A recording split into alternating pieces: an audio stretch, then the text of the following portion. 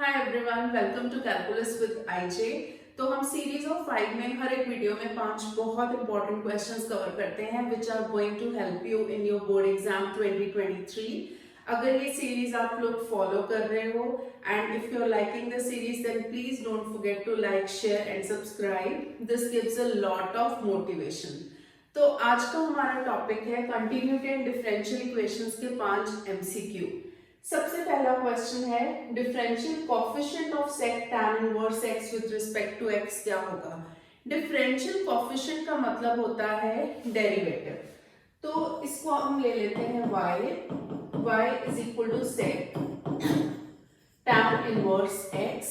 जैसे हम tan को लेते हैं ना ट्राइंगल बना के, वैसे ही tan इनवर्स को ले सकते हैं।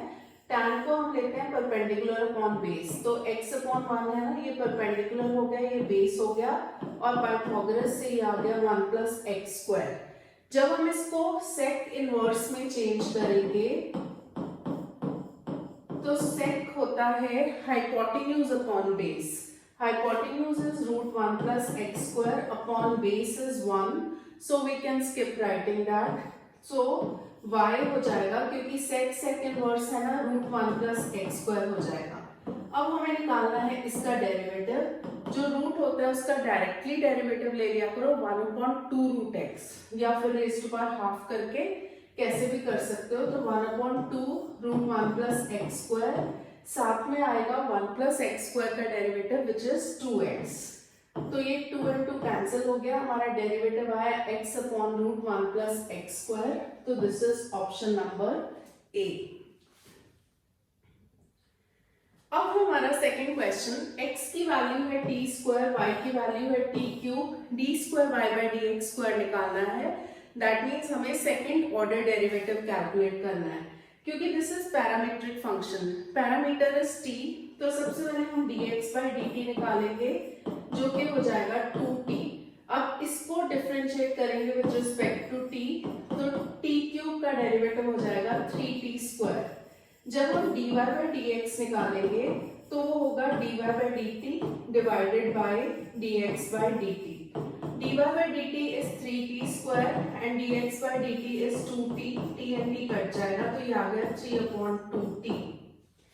अब जब हम इसका दोबारा डेरिवेटिव लेंगे d square y by dx square with respect to x ले रहे हैं, इस चीज का ध्यान रखना है, और यहाँ पे t है तो 3/2t का 3/2 हो जाएगा।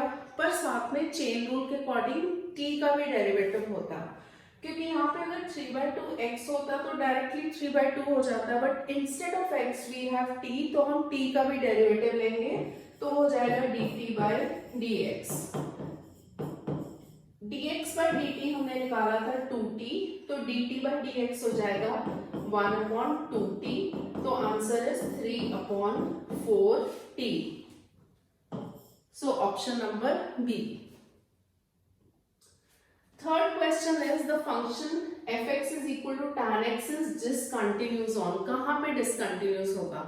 देखो फंक्शन वहां पे discontinuous होता है जहां पे वो डिफाइन नहीं होता। तो हम बात करें अगर tan x की, तो tan x के अंदर रिटर्न है sin x upon cos x।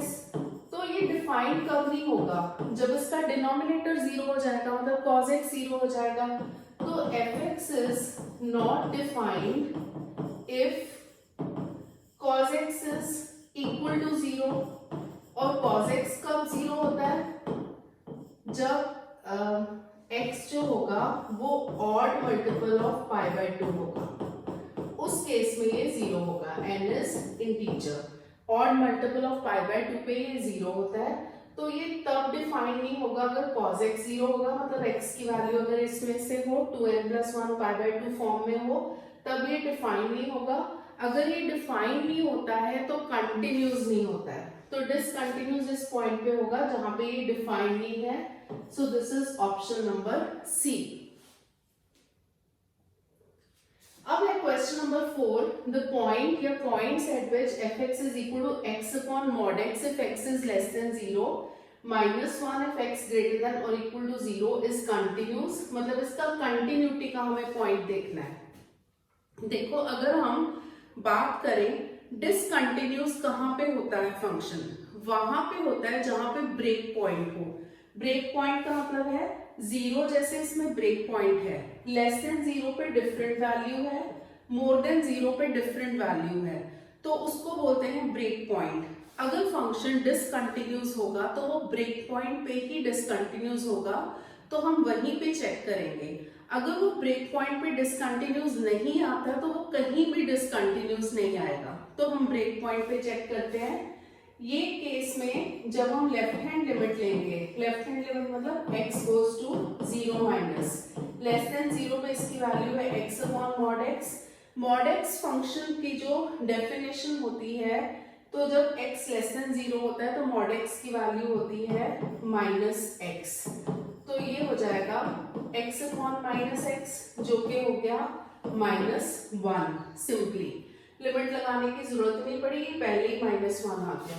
और राइट हैंड लिमिट है मोर देन 0 पे इसकी वैल्यू जो है वो तो ऑलरेडी हमें गिवन है -1, तो ये fx जो है वो है -1, तो लिमिट तो एग्जिस्ट करती है। अब हम कंटिन्यूटी के लिए क्या देखते हैं, f0 पे वैल्यू चेक करेंगे।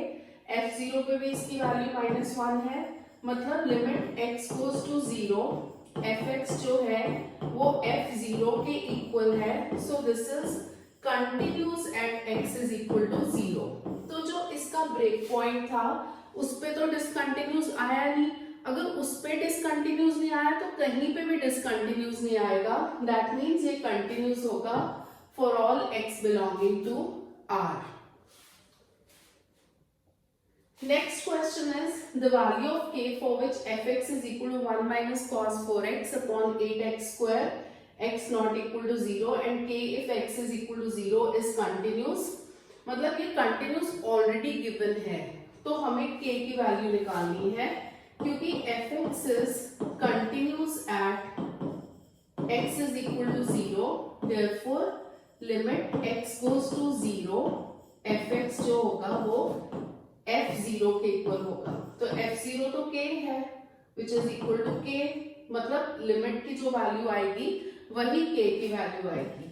अब हम लिमिट की वैल्यू निकालेंगे 1 minus cos 4x upon 8x square. यहाँ पे हाफ एंगल फॉर्मूला लग जाएगा, 1 माइनस कॉस थीटा होता है 2 साइन स्क्वायर थीटा बाय 2, तो ये हो जाएगा 2 sine square 4x bye 2 is 2x। नीचे इसको ऐसे लिख देते हैं 2 इंटू 4x स्क्वायर, क्योंकि यहाँ पे अगर साइन स्क्वायर 2x है तो नीचे हमें 2x का होल स्क्वायर चाहिए होता है 4x स्क्वायर, उसको 1 बनाने के लिए 2 and 2 कैंसिल हो गया, so this becomes limit x goes to 0 sine 2x upon 2x का होल स्क्वायर हो गया, तो साइन स्क्वायर 2x था और इसका whole square is 4x square, तो इसका आंसर इज 1, क्योंकि limit x goes to 0 sine x upon x जो होता है वो 1 होता है। यहाँ पे भी 2x लिख सकते हो, क्योंकि अगर x 0 है तो 2x भी 0 है, so this is equal to 1। हमने ये डिफाइन किया था कि इसकी लिमिट जो है वो k के इक्वल होगी, तो k की वैल्यू इज ऑल्सो 1।